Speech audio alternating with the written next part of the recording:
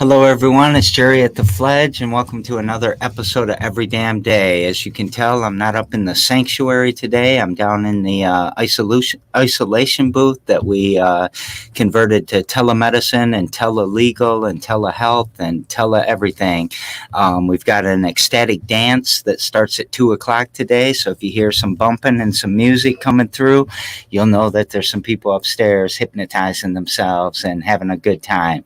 So, want to give a couple shout outs. One is to 517living.com. Check out their calendar to see who's coming up on every damn day for the week. And the other thing is that we've got the Fledge Freedom Fest next weekend, and we're doing the essay contest, and we'd like you to win some money. So we've got $300 for the winner of the 18 and over, and $100 for 13 to 17 and 12 and under. So write an essay, rewrite the Declaration of Independence, tell us what freedom means to you in America and what you think it should mean. So check out Freedom Fest, and we'll put some links up and all that stuff. Now, you're going to see a lot of smiles on my face today because I just adore my next guest. We were talking about that as we were prepping. You know, we've probably only seen each other a handful of times, but what'd you call us? A soul tribe. I love that. I love that. So, Dr. Aziza Knight, our great friend, how are you doing today? I'm doing very well today. Thank you for having me. Yeah, I'm glad to have you. So you're in Detroit. I'll let everybody know that. So what's going on with the floodings and stuff like that? Because it looks pretty bad from where we're sitting watching. Is it that bad? So it's not all areas, but there are certain regions like on 94 and certain areas of the freeway that are really bad. I think some of that has been receding, but of course there's a effort that has to go into pumping the water out, which I'm not sure if there are like delays or what there is, but we're safe, our family's safe, and our home is dry. So I'm blessed to say that. And we should probably say, well, I don't know how many kids are listening in Detroit, but you might not want to play in that water because sometimes it's a sewer overflow will happen.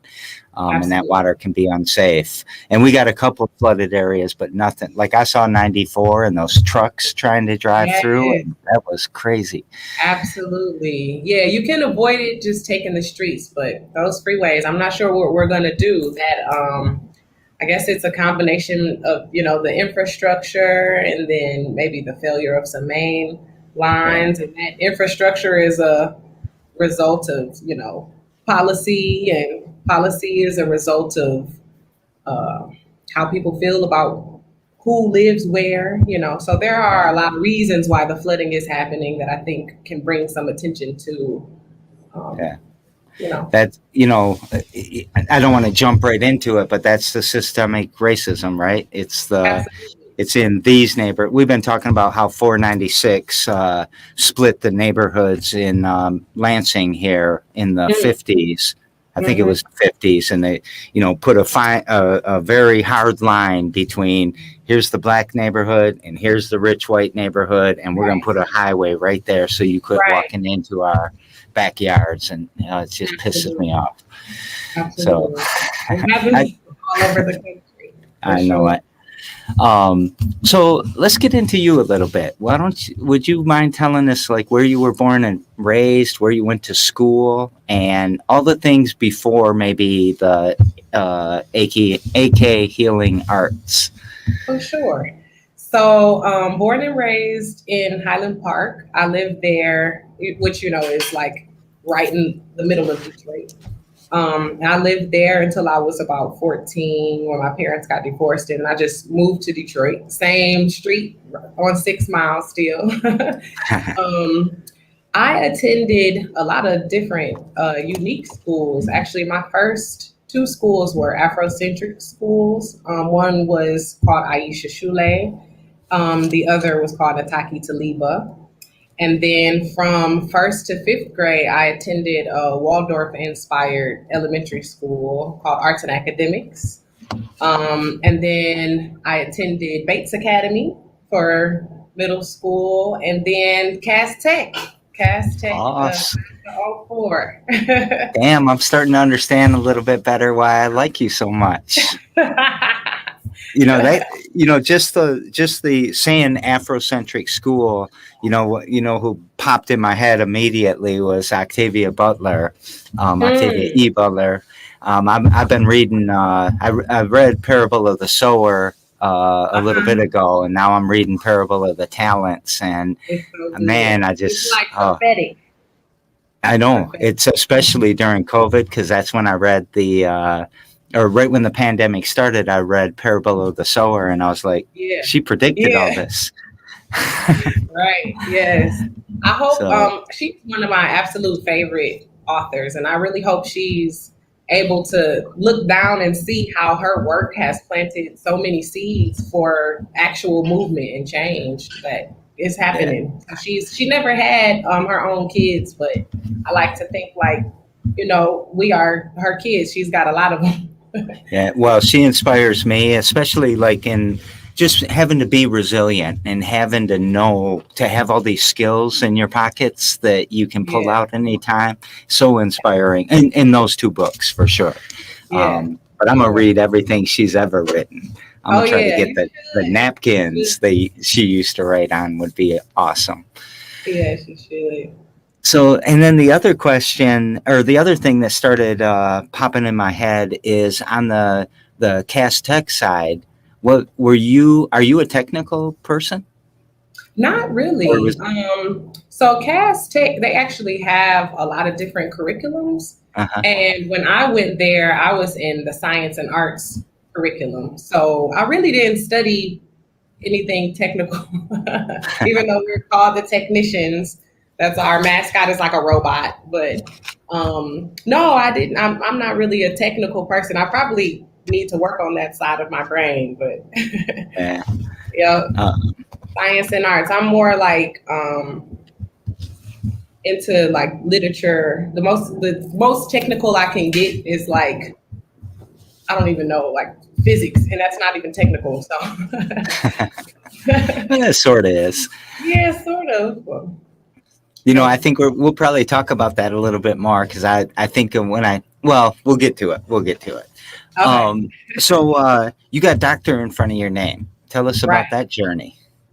So I'm a chiropractor. I attended chiropractic school at Life University right outside of Atlanta. And I graduated from there in 2014. So I didn't immediately practice. I really started my practice, AK Healing Arts, around 2016. Went through a few name changes over, the few years, but really sort of working on honing in what I'm doing with my healing art, you know. Yeah. So, yep. So did you go to undergrad and Oh, then absolutely. where'd you go So, to undergrad? so I graduated from Wayne State University in 2008 with a psychology degree. But I originally started off at Xavier University in Louisiana. But when Katrina happened, I was flooded out and ended up attending the University of Michigan for a couple semesters. And then just ended up transferring back to Detroit to live with Yeah. family and ended up graduating from Wayne State. Yeah, Yep. so because of the Final Four, everyone knows who Xavier is, Right. and then people know who U of M is. And Go Blue, by the way, that's where I graduated from. Oh yeah. Yeah. Yeah, yeah, I have a degree in statistics, mathematics, data Ooh, science from there.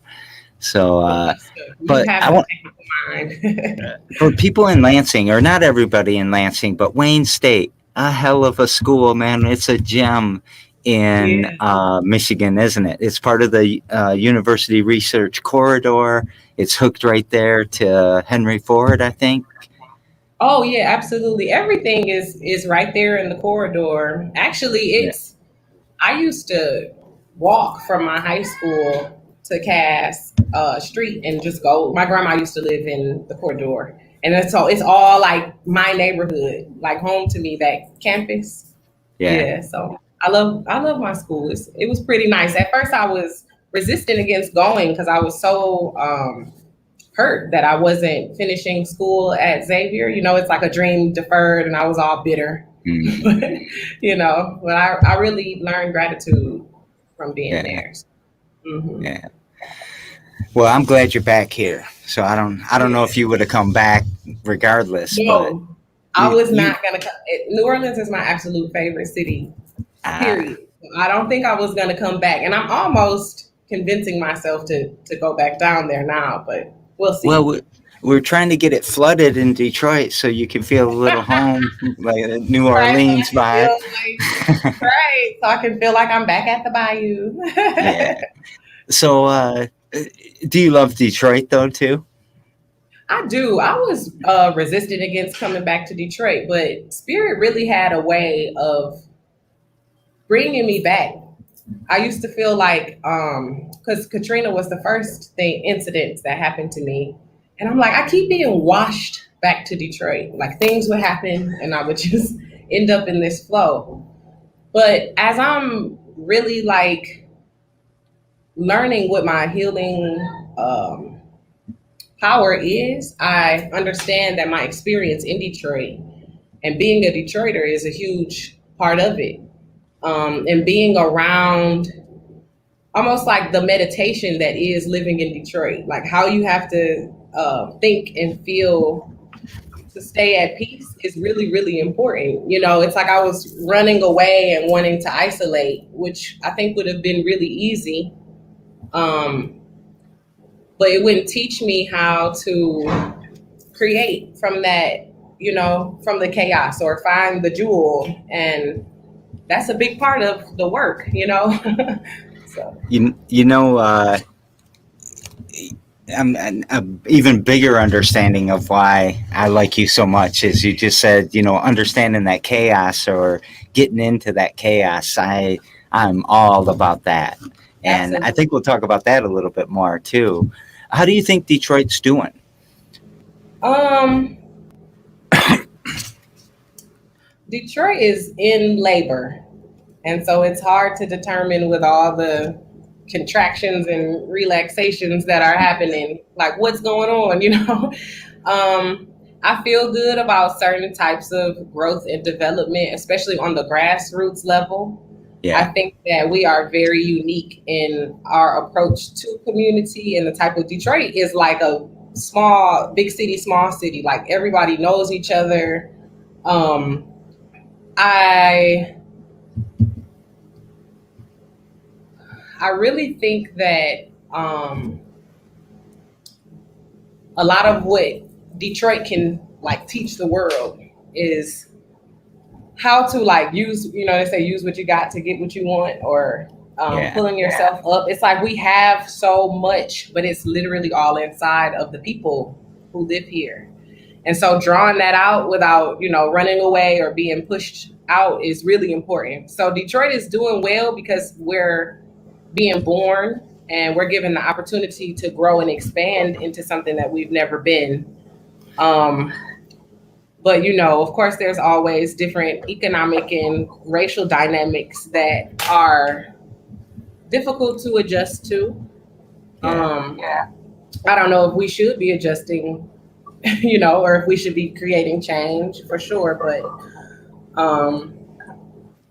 it's I have a difficult like some days I wake up and I'm like Detroit is doing so great, and some days I'm just like where are we going and what's going on, and I know how important we are even in terms of like our proximity to Canada, right next to the water, just being having the energy and the power that we actually do have, and I just don't want that to be lost.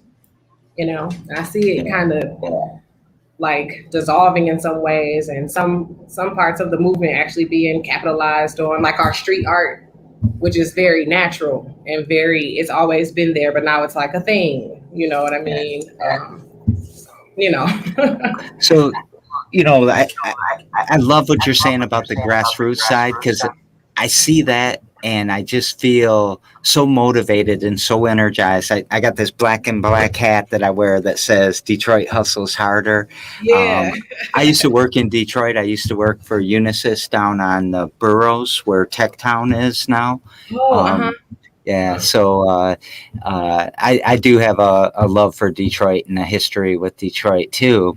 What do you, this is a loaded question a little bit, but what do you think about like what Dan Gilbert's doing and everything over there? Is that just over gentrifying? And Yes, I believe so, but I think that gentrification, I mean, you want growth, you want expansion, you want reinvestment into the city, but we need more conversations yep, about, about and around who is here, what do we need, how can we make these new things that are here accessible to the people that live here, and of that's course right. they're not designed to be, and so it's very problematic, because growth can be like cancer. It doesn't have to Mhm. necessarily be, good or productive growth. um, and I think that he is modeling what many people want to do in cities all across the United States. And so it's like a chance for us to look at this and understand that it's a warning. But I don't know if we're doing that. It seems like people are like, running this city like a business is a great idea. So, So I'm gonna throw um, some poetry in since you studied literature. E. Cummings has this poem called "Progress is a Comfortable Disease," or "Pity this busy monster, man unkind not. Progress is a comfortable disease," and I always think about that when I think about gentrification, and then I think about. It's good to have a nicer house or a nicer housing. It's good to have, not live in a food desert, but it's not good when we replace all of our people. Like I feel like Lansing's always trying to do that. Oh, here's a bad neighborhood. We're going to replace all those people with a lot of good people, whatever that means. absolutely. I don't, Right. good. And we've really got to work on the prosperity of the people so that they can keep up with that change. And we really should be building the neighborhoods with the people who live there. And so the Absolutely. grassroots side of Detroit's really interesting and Yes. really powerful. But I still feel like there's that divide there that, the leaders in economic development, the people that have the money Hmm. are going to And I act don't like they think they have. really know how to do it. I Right. mean, I think about where my grandmother used to live in Cass Corridors, right across the street from a park. And the whole time, we're growing up, that park, had a lot of drug abusers, and it just wasn't a park you go to play. And Mm-hmm. then it suddenly became a dog park. And then it's like, I still can't go. You know what I mean? Like, where's the park that Ah, the kids can go to? It just went from a drug park to a dog park. And it's like, okay, so I guess we're never going to the park. It's very interesting. So I don't know. I was in Yeah. Chicago once and looking for a beach to just take a quick dip, and there weren't any dogs there yet. And I Mhm. started swimming real quick just to refresh. And next thing I know, all these dogs are swimming with me. I was swimming in a You were at the dog park. dog. Oh my goodness. See, Yeah, you know it. I'm going home and taking a shower again. I still haven't washed that off me. Um, so let's talk about AK. I don't know why I keep messing that up in the beginning. AK Healing Arts. Right. Um, Tell us about that. So, AK Healing Arts is my practice. It's the title that I gave to a variety of work that I do. So, I do a lot of body work, energy work, assisted stretch, and guided breath work. I do tarot readings, but I'm also an artist. So sometimes I'll read on folks or do body work on folks, and we'll take the work to the next level, which sometimes includes like a spiritual mural, or sometimes I'll sketch things out for people, just what I'm envisioning, and we'll create stories together. So the healing part of it, of course, is the healing work, the chiropractic work, the Reiki, the psychology, and then I have the arts work, which is the actual art that I'm doing with painting, but then the art form of how to apply and how to work with people for true healing, whole healing, internal and external, themselves, their homes, their environment. Yep. So that's my practice. So I'm going to oversimplify, but I can come get my back cracked and get a piece of art from you in one sitting. Yep, absolutely. Oh, dang. I didn't know about that. For folks. Yep. It can be an experience, and it's been really a journey, even trying to figure out how to explain what I'm doing. A lot of it is just like I get into a space and we sort of freestyle it out. So yeah, sometimes that has happened, that folks have gotten alignments and then we end up doing a mural. The guest from yesterday, she has a good question for you. So we'll talk about what I want to ask you immediately when we talk with her. But how long have you been? You said since 2017. Is that right? Yeah, around 2016. Yep. 2016. So about 5 years. Yeah. How's it going? It's going really well. So all last year I was completely mobile and doing house calls. As of July the 1st, though, I'm going to be moving into a space with my soul sister and best friend. Wait, what? She's part of the Soul Tribe too? Absolutely. You got to meet her. I would love to. Yeah, she's a beautiful person. She's actually a nurse now, but she practices reflexology. So we're going to be in that space doing holistic healing together at the Collective Detroit, which is really, it's one of those old historic big house style buildings in old Indian Village. Okay. And we've got a room there. Is so beautiful, fireplace and everything. So I'm just excited. I'm like shallow. I'm excited about the decoration right now. That's not shallow. You got to create that vibe, man. When people walk in, they got to get it right. That's why I really wanted to have this space. And the space that we're in, there's actually a lot of other businesses and practitioners there. So it's really like a community, which I really have been wanting to build and looking forward to. So beautiful. Yeah. Place. Right off I'm gonna come visit. You come visit the Fledge enough. I'm gonna come visit your place now. Please. I can't wait.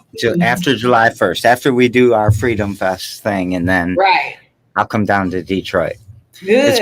It's been a minute, anyways. I haven't been. Wait, I came to the airport a couple times, but that's all. Okay. Well, that ain't even Detroit. Thank you. So, I've talked to a lot of people that are in they're frontline workers. They're in the medical industry, I guess. They're healthcare workers, and we talk about systemic racism bleeding into that. So, like, for example, a black woman who's having a baby, might not get the same pain management as a white woman who's having a baby, or just all kinds of bias and all kinds of bad stuff. But I've never talked in the chiropractic space or even the more energy healing, the more mystical, if you don't, I don't know the right word to use, that to some people it feels less scientific, yet it works. Yeah. And in some ways, it's like science is just the study of how something works and how things are done.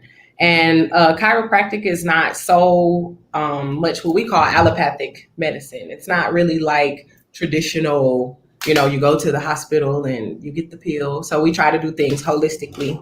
Yeah.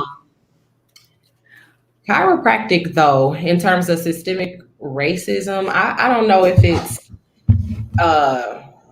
unique at all, in that the way we're modeled, it's so similar to how it is in medical school. Basically, our profession is dominated by old white men. Mm-hmm. There are very few. I have one black chiropractor friend in Michigan, Dr. Walker. Actually, we just did a Reiki circle this morning together. So we try to stick together. But of course, it penetrates in higher education in really unique ways. I was just telling someone how it was so interesting when I was in chiropractic school. Um, so many so many black students would worry or feel concerned about how they were looking or compare to white students, and there's always this feeling or this energy like you have to prove yourself. There's always still, like, you go in a classroom, all the black kids are in the back, everybody else is in the front. That's I think it's really cultural though too. One part of me, I used to feel like, well, we always got to sit in the back, but we like to see what's going on, I'm I'm about to read a book after I finish Parable of the Talents that's called "Why Are All the Black Kids Sitting Together in the Cafeteria?" Yeah. And it's for educators. Yep, it's the same. It's the same Well, through when I went education. to high school, it's because we were playing tunk. We were gambling. Right, right, right. Really, it's because you sit around who you're comfortable with, who may have a Mhm. greater chance of understanding who you are, may not judge you for being a Yeah. particular way. But for sure, chiropractic is dominated by old white men, even though it is a holistic healing method, and even though bone setting as a profession is very old and ancient. Many different cultures practice bone setting, but of course, we didn't acknowledge it till it was called a thing, which is chiropractic, and was founded by an old white man. Well, and that's what I keep thinking that, if somebody ever said to me, I'm going to the chiropractor, it was a white person that said that to me, and they're going to a white man, yeah, absolutely. And this is a weird question, but is this practice accepted in the black community? Is it something that people love to do, or because Oh, I'm afraid to go because I think I'm gonna get addicted to it. I'll be driving to Detroit every other day. right. Yeah, that's the fear, right? Uh-huh. I believe Black people are very receptive to chiropractic because we are generally more open to alternative healing methods and more skeptical towards the traditional medical system Oh just yeah, because of how we've been discriminated against. right. So people will avoid going to the hospital, and I think employ some preventative methods like chiropractic. Yeah. But it is sort of new to our community because people view it as like a luxury type of care, similar to like massage. People think it's Hmm. like something you do when you're rich and you don't have anything else to do, but it's health care. It's like fundamental. And Black people, our relationship to our ancestry and to our bones, I think is very important for us to get into our bodies and become more aware and appreciative of our bodies. So of the practice of chiropractic, but also the practice of really teaching people how to just tune into their bodies has been really important. And I think it's going to be pivotal to Black people getting more into other methods of holistic healing too, not just chiropractic. See, you and I are in sync because this is you're talking about exactly what I wanted to talk about because it opens up to have a black chiropractor practitioner. I'm sorry, I don't know Yep. chiropracticist. I don't know the right word. Um, uh, must open up the doors and take down some barriers that have been there. And I don't know. I think you're amazing, and Thank I'm so happy. There's Claretta from Lansing. She was one of the first black lactation consultants in you. mid Michigan or Michigan, and I think that's Hmm. very important work. Trailblazing work. But I'm anti big pharma. My daughter died of an opioid addiction, a fentanyl overdose, Hmm. and I don't want people taking drugs. Right. And so we're always looking for alternatives. And I've been working with this kid named James Henson. He started the Young Black Panther Party out of Lansing, Mm-hmm. and he's in like 15 cities now and doing a really good job. But he had me download this herbal medicine of slavery or something like that. It was what slaves would use to heal their wounds and to all of that. And I mean, we got to go back to those Absolutely. basics and Yep. rebuild because the Yep. opioids don't work. We can't keep experimenting on black people. We can't be using data that's biased. Let's make sure all the white guys are healthy first, and then we'll get to those other people later, even the women. Yeah.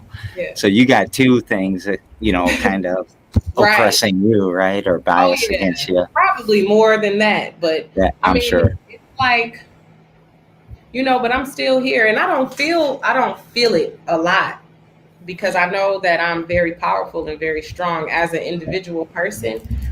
But for sure,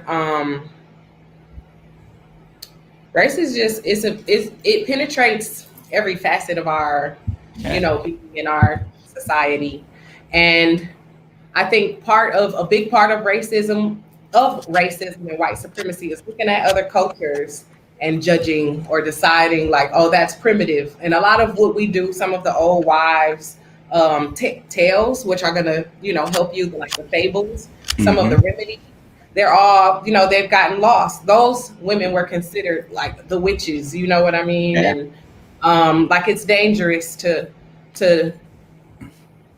have people, just regular people, women and mothers, with their hands in healing somehow. So my logo for my AK Healing Arts is actually a version of the Sankofa bird. So the Sankofa bird is a Adinkra symbol where the bird, his neck is like arching back and it's almost like he's picking at his tail. And the meaning of that symbol is to go back and fetch it. And the deeper meaning is to not only go back and fetch it, bring it and apply it and figure out how to me, integrate it with what we have now, which is sometimes not that easy, you know. But we hopefully can start to gather that. I was speaking with a friend of mine about just recording grandmas, let them talk. Let's just Hmm. get it down and sort out all the data later because there's so much richness that is really being lost. And once we lose it, we're never gonna get it Yeah. back. And that's oppression right there. That's racism right there. Wipe those cultures out. Don't let the storytellers keep having a voice and all of that. Absolutely. You're doing amazing work. So real quick, let's promote a little bit. How can somebody reach out to you? What's your website? What can we do? So my website is www.akhealingarts.com. You can find me on Instagram. My handle is AZIEZ. I also, as I said earlier, I'll be, as of July the 1st, at the Collective in Detroit, practicing. I can be contacted on my business number, 770 three I got seven six 7045. And also, I do a lot of work with Healing by Choice, which is a women of color healing collective located here in Detroit. And we are actually beginning this year a mobile healing unit. So we're going to be going around and facilitating a little bit more in person. Last year was basically all virtual, which was a transition because we hold circles and we do gatherings all the time.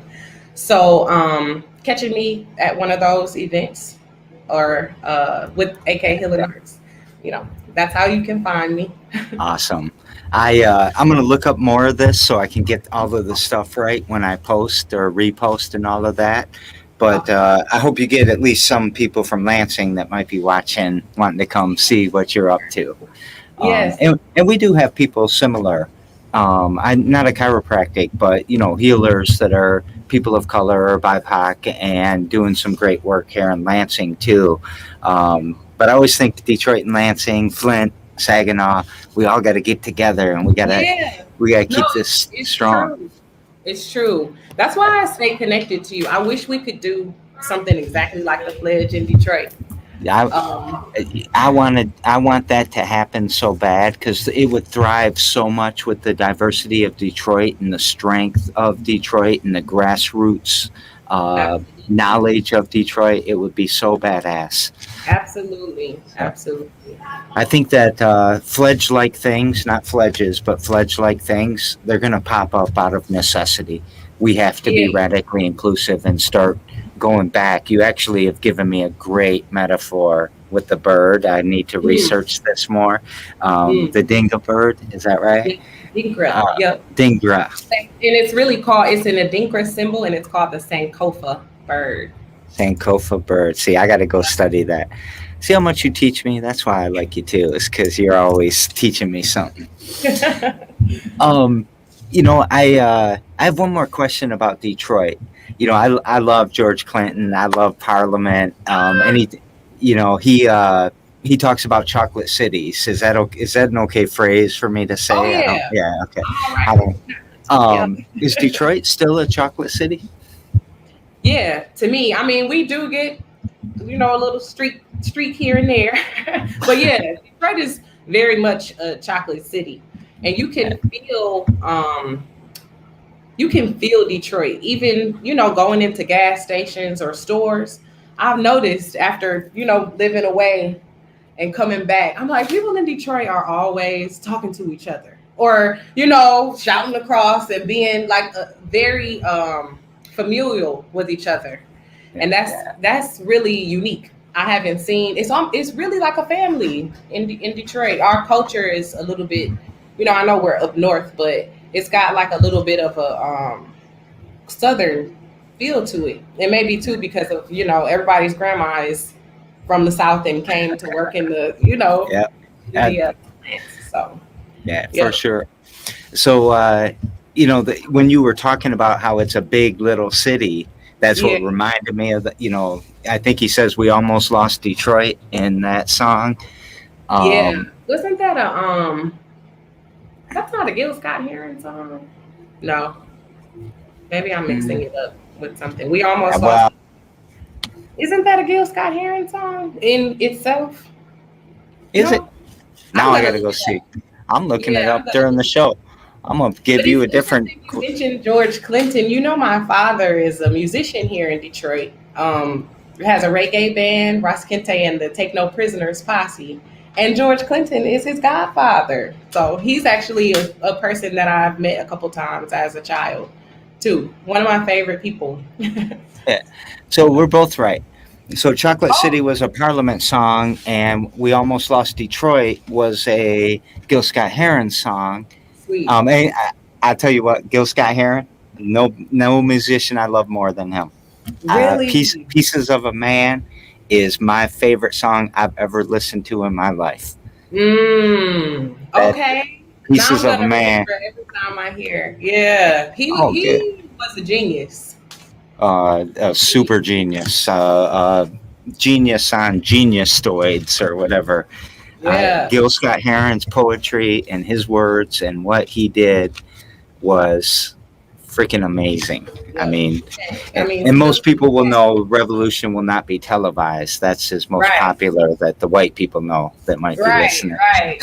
And I like Whitey on the Moon. That's one of my favorites. A rat done bit my sister now, but Yeah. Whitey's on the moon. Moon. I like Her that feet song too. began. What was it? Began to swell. Yeah. Very intelligent. Yeah. Yeah, that Pieces of Man though is like when my daughter died and all of that. That was my song. That's just I'm just getting broken, and it just keep breaking into pieces and stuff like that. And I related with Gil Scott Heron since I've been listening to him forever. I Mm, had some good hippies around me that kept me protesting for the right things, and I was a protester when I was a little kid. So yeah. yeah. Yeah. It Um, started early, huh? I mean, I was born in '66, so the Detroit Mm, riots happened when I was 3 years old, and I had family and friends. Well, my family had friends that were all, getting in the scene and getting in the protesting and making sure to keep pushing right, it forward. right, right. So, what's it? How would you kind of summarize what your mission is? My mission is to get people to see themselves. in whatever way possible, and just heal from that space. Because that's healing right there. Seeing yourself that's like all you need to do Someone first. asked me this morning what the fledge was. What exactly is the fledge? And what I told them was, you go in there and reflect yourself against the fledge and see who Mm, you are, and that's what the fledge is. It's mm, amazing. See, there's yeah, some serendipity happening. I'm coming to visit you. We're yeah. going to find a space and get someone that can champion this and get a fledge going in Detroit. We'll call it No, something really, cooler. really. No, it's Or we'll stick with the no, fledge. Either way. absolutely. Yep. So, what's something you do every damn day to push that mission forward? I pray. I Yeah. pray all day, every day for all different things. Um, and for myself, getting to know me, I take time out all throughout the day. I'm a big napper. I smoke weed as medicine, and I take time to think about everything that's been happening in little chunks, um, just to do my part, and being a person that knows myself, and bringing as much as I can, as authentically as I can, and that's, I think, the most that I can do, you know. It sounds like a lot. Yeah, it is, but it's so simple, but it's so complicated at the same time. Yeah. I, I've been smoking weed my whole life. I mean, it feels Mhm. like the first time I ever smoked, I was about 10 years old. Mm. But I was also, I was like in the high school, I hung out with all, I gambled with all the black kids in Mm. the lunchroom, and I was a great dancer. I was right before What? break What dancing school did you started. go to? I went to Everett for a year, and I went to Lansing Eastern for 2 years, or Mm. that's who I graduated from. And then, but I hung out with the burnouts too, and I hung out with the Yeah, goody goodies too. I kind of bounced. Nobody knows what I am because I'm yeah, ambiguous, so yeah, I could pass anywhere, right? yeah, And I can code switch and all that shit. Um, so, to me, I was super lucky to be able to uh, have these experiences, and I was an all-American athlete that smoked weed and got straight right. A's and danced and gambled and got in trouble all the time. Very You know, dynamic. so it was I was very privileged, and I can pass for white super super easy, and so I get all that privilege, but I don't want it. I always sabotage it. I always try to give it to someone else. So Hmm. Hmm. um, I don't know.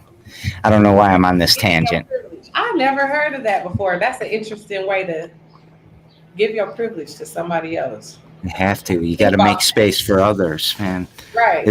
If there's one thing a white person can do right now is they can give their privilege to somebody else some way, redistribute it. Well, you got to recognize it first. Right. Um, Right. and so many people, oh, I wasn't privileged. I had a tough life. My dad didn't buy me my first car till I was 21. You know. Yeah. Right. Right. Then people have no idea the fact that you can sometimes have conversations about privilege shows you Yeah. that you're privileged. So Yeah. Oh, yeah, right. it's Yeah. it's one of those things. So, and we're all fragile and scared. You're gonna take our piece of the pie. Can't It's make just like, space for oh, you. I don't even know where. Eventually, I think we'll evolve out of that whole, because now it's the whole culture. It's not only a white folks way of thinking and being. So many Yeah. of us are becoming, thinking that way. Yeah, but it's the dominant culture, which is why I like for people to think, tune in to who they are, to express, and that automatically creates new culture. You'll just start rejecting things Yeah. that don't make sense or don't flow, or and this whole thing about a piece of the pie, and it's like there is more than enough to go around. There ain't no pie. There's Yeah, no pie. there It's is abundance. pie. Yeah. Yeah, So absolutely. you and I have talked before. My theory is that people get knocked off tilt, right? They're born wanting to be a certain thing. They know their passion, they know what they love, but they have, America pushing them one way. Maybe your dad doesn't want his son to be an artist because he thinks it's gay or something like Right. that.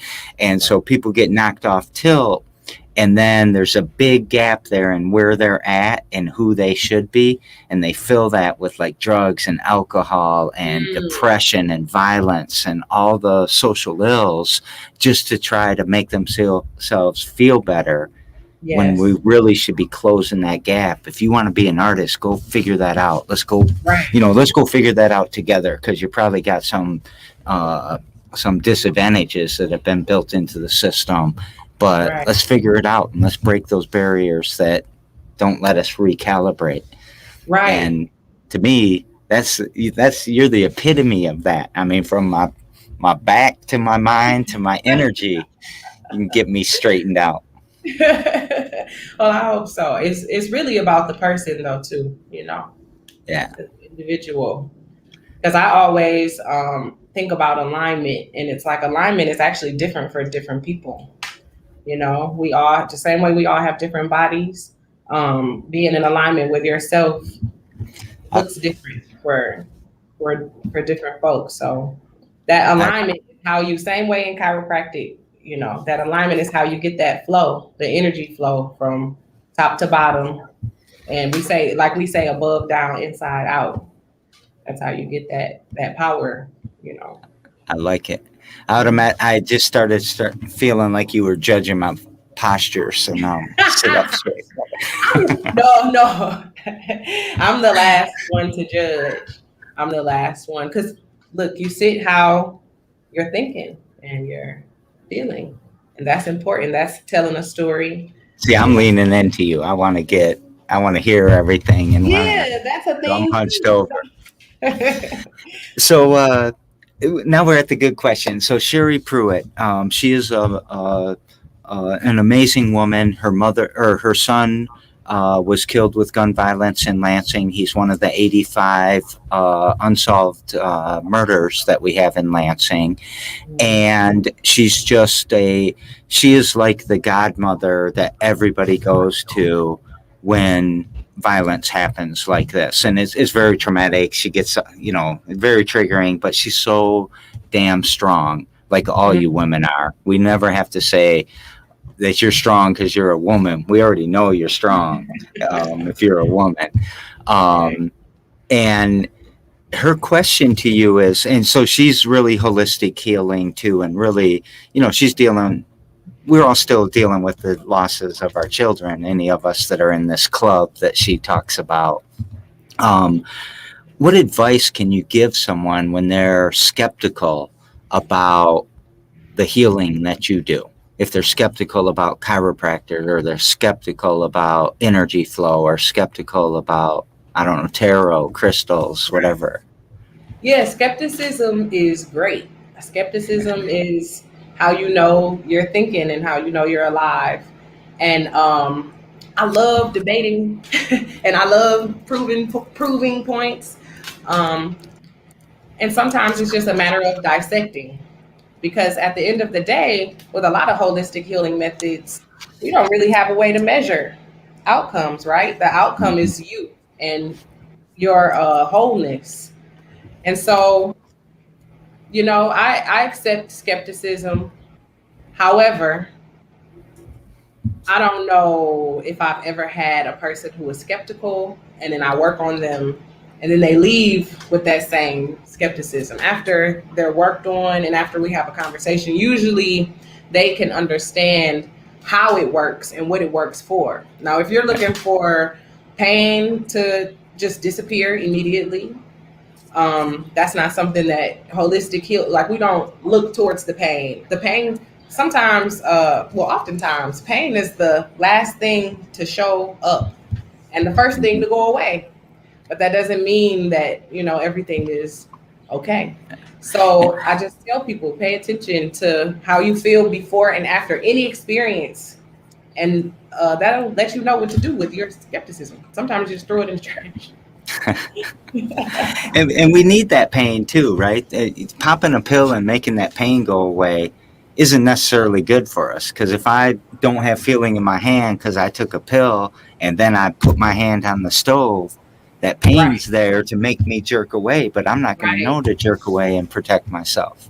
Yep. Pain is there to bring your attention to a thing, like emotional pain, physical pain. It's letting you know something is wrong here. So yeah, pain is very important.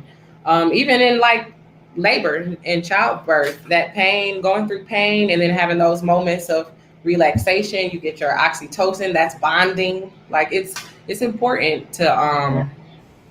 experience that. Yeah. So, and sometimes that's not, if folks say, are you going to get me out of pain? Right now, maybe you should be skeptical because, like, is that really what we're doing here?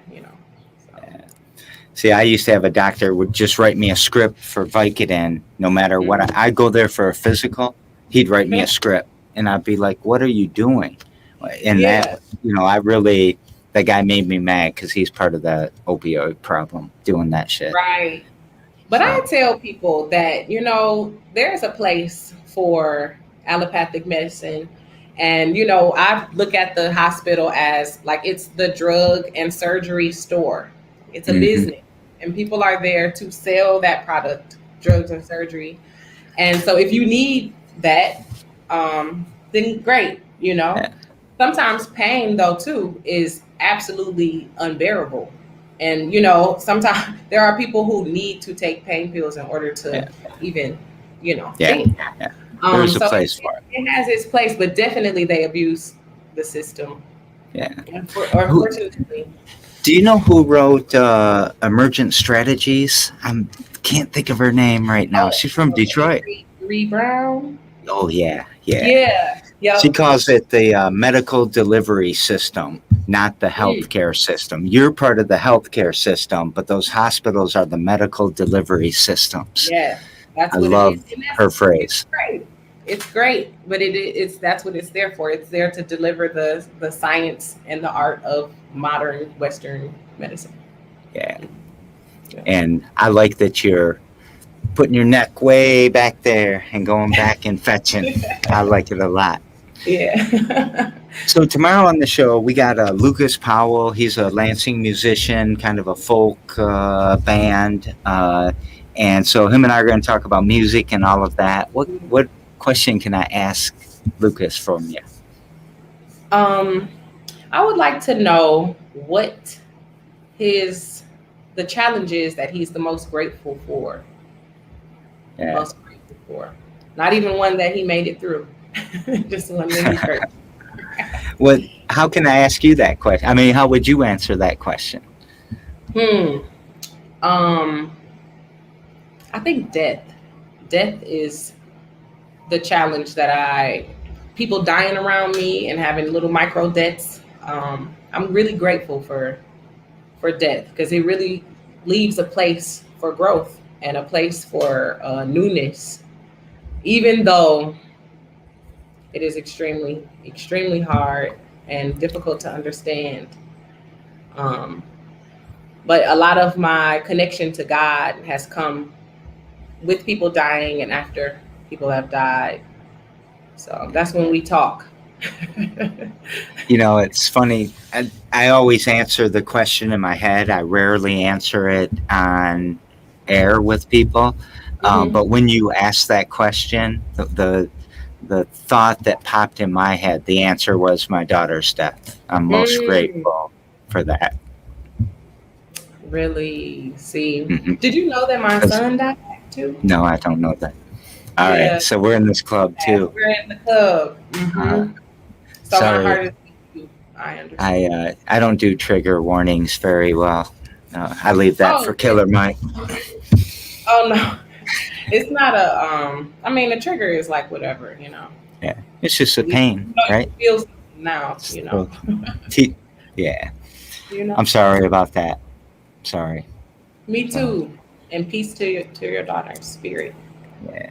But she makes me motivated. She makes me work hard. She makes me forgive and be patient with these people suffering from substance use that need our help. So Absolutely. she made me Absolutely. better. It made me Yeah, better. I'm grateful for that. I don't know how you could be better, but We all can be better. We all are still learning, and we all need to try harder. yeah, So, absolutely. happiness, sadness, joy, or hope? Which word would you Hope. like to talk about? Hope. All right. Have you ever been in a place where you've had zero hope? No, I don't think so. I don't think Because I have either. I'll be delusional before I'm hopeless. Make something up. Like, nope. you know? That is such a spectacular response to that because you will, right? You Yeah. have to. I mean, that's, I wasn't raised religious, so, I was scared of death. I was scared. I was a mathematician when I was young, so I was scared of infinity. I'm like, oh my Yeah. God, there's gonna, what? Eternity. Yeah. Yeah. And it I'm still a scared the little shit. scared. I'm It's super like, scared of it. what are we going to do? I know. Eternity. But I fall back on, I don't remember the eternity that's been behind me, so I won't Right. care about the Yeah. eternity, at least in this state. Yeah. Um, I think about hope is the last to die. I think it's an old Russian phrase. And so I can't imagine, I don't know what that feels like to not have hope. Like I told you earlier, I wouldn't lift my head if I didn't have hope. So what is Right. that death? And yeah, Hmm. I love that you said I'd be delusional before I Yeah. didn't have hope. Yeah. There's even hope in death, though. You Yeah. know? Um, being hopeless is even less than that, you know? So Yeah. we don't What want to give go there. what gives you hope? Kids, kids, listening to the things they say and Yeah. watching how they are learning and how they're growing into this world. Like all kids, they're the only hope. It's too late for us, Jerry. Don't tell me that, man. Young children. What what's a kid to you? Do you mean like a 5-year old or you mean like a 27-year-old? Mm. Wow, now that's interesting because it's like we're kids all the way until we're old, right? I had a Um, 70-year-old guy just call me a kid and I'm going to be 55 in September. yeah, you're a kid to him, right? Mhm. Um, kids who are like 9, that's my favorite age because they really will say what's on their mind. They'll ask Mhm. any question. They're not afraid of their being in their bodies. They'll toss themselves around, and say they'll be rude. It's like, yeah, say what the rest of us are thinking. That's The sincerity of a kid. You can't beat it. yeah, So, absolutely. And watching them hold on to their character, as they grow up is really gives me hope. You know. and I love that you're saying that because I hope that more people that's the almost the turning point or the tipping point. That's you're in about third grade at 8, third or fourth grade. That's when you should really be.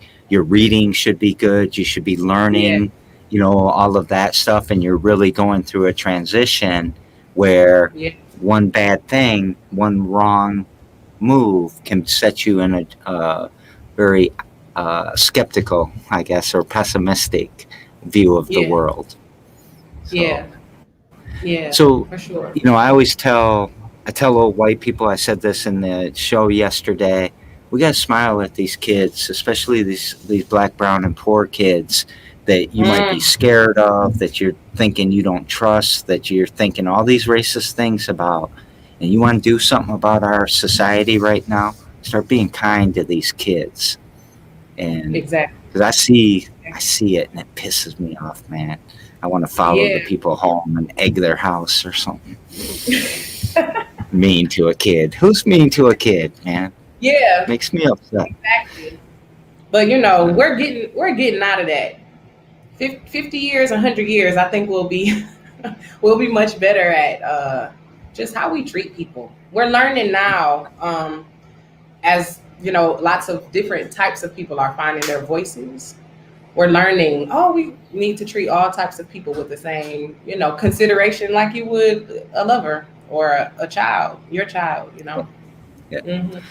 Well, I say Lansing raised me. I stole that from Compton because I saw it out in Compton, and uh, I am a child of Lansing, and I am a father of Lansing too.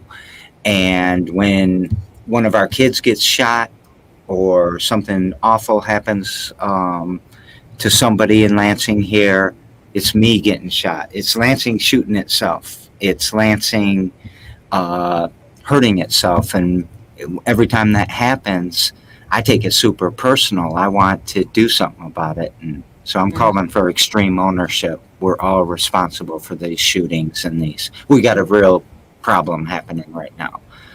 It's getting out of control. So ceasefire, Lansing. That's right. I adore you. I And adore you. I found out so many more reasons why today. And thank you so much for taking the time to be on my show and just talking and telling us stuff and teaching us stuff.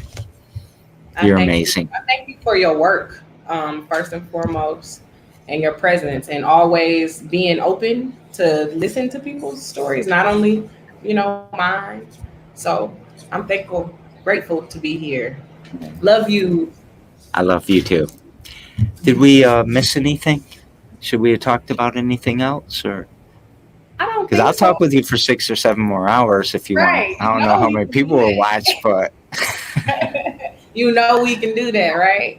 But no, I think this was beautiful. I was able to tell you everything I wanted to tell you about me and my work, and share some ideas and some heart stuff, and it was beautiful. it was beautiful. Thank you so much. Thank you. What would you like to take us out with? Love. I want that to just be what we surround ourselves with, what we think about checking out of here.